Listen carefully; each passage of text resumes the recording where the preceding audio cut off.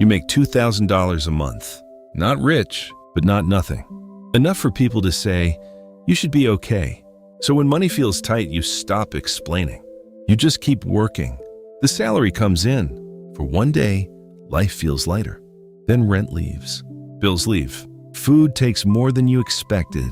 Transport, phone, subscriptions, small payments you forgot about. Then your friend texts, "Come out tonight, just one drink."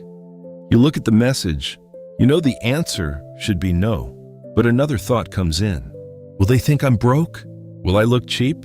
Will they stop inviting me? So you type, "Yeah, I'm coming." One drink becomes dinner.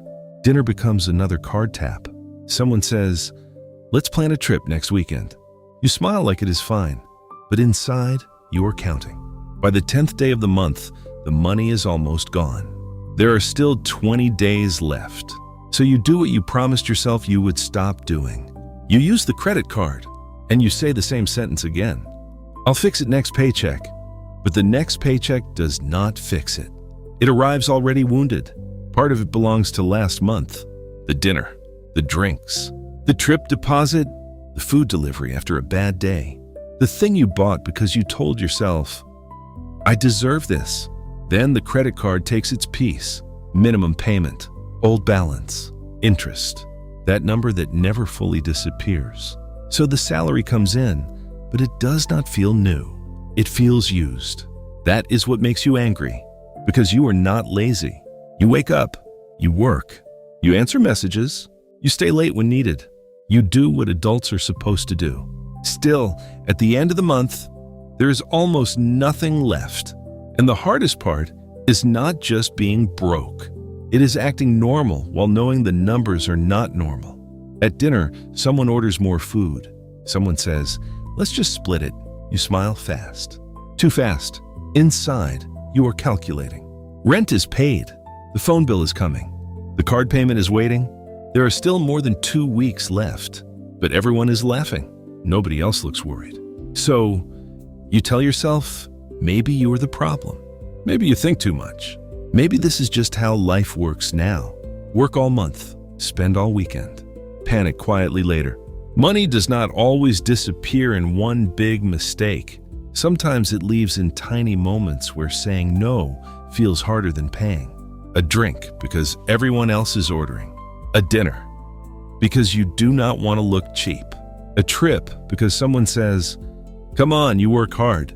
A shirt because you are tired of feeling behind. A delivery meal because cooking feels like another job.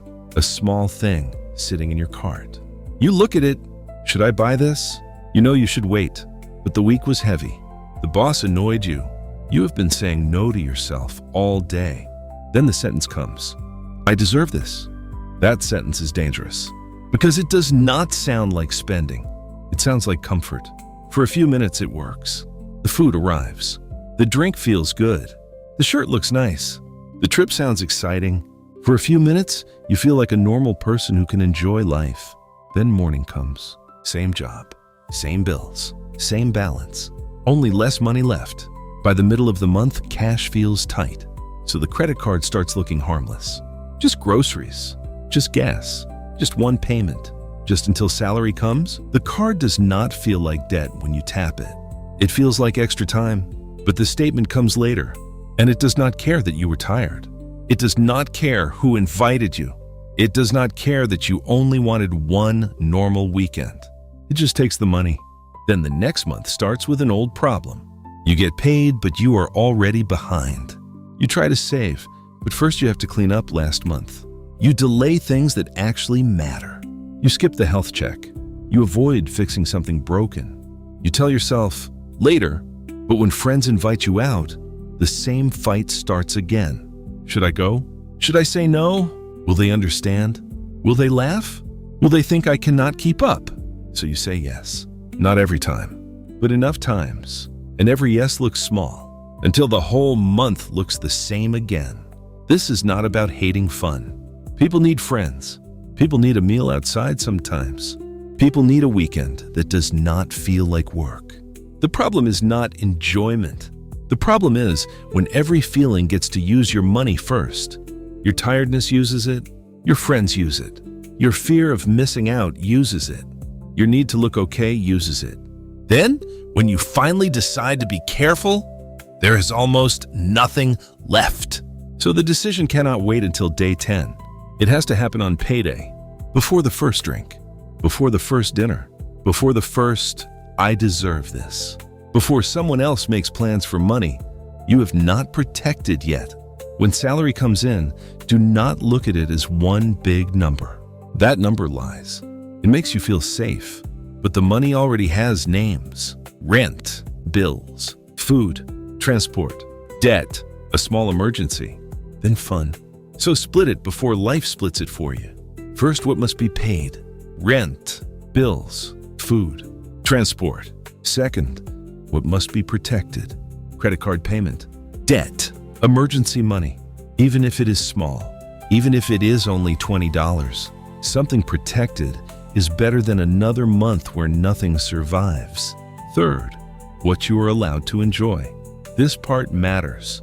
Do not pretend you will spend nothing. That usually breaks. Give yourself a real number. Dinner, drinks, coffee, small shopping, weekend plans. All of it comes from that number. And when that number is gone, you are not broke. You are done spending. That is different. Broke feels like panic. Done spending feels like a line you chose.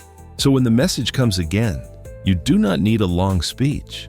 You do not need to explain your whole life. Just say, "Not this weekend," or "I'm keeping this month clean," or "I'll join next time."